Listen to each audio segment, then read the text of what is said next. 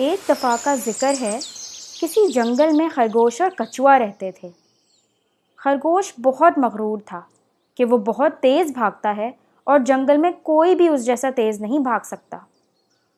وہ کچھوے کو آہستہ چلتے دیکھ کر اس کا بہت مذاق اڑاتا تھا۔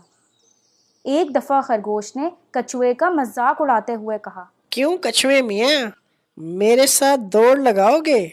کیوں لگاؤ گے نا؟ دیکھتے ہیں کون جیتتا ہے۔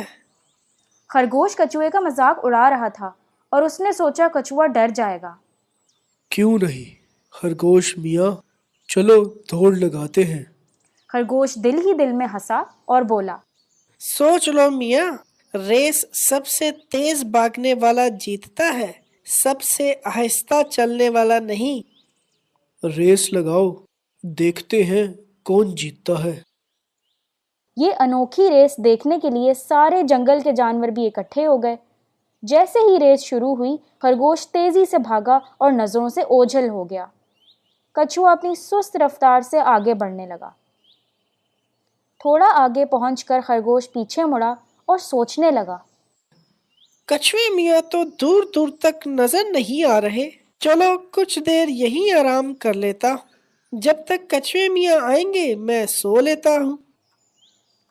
اور پھر خرگوش ایک درخت کے نیچے سو گیا۔ کچھوا دھیمے دھیمے آگے بڑھ رہا تھا۔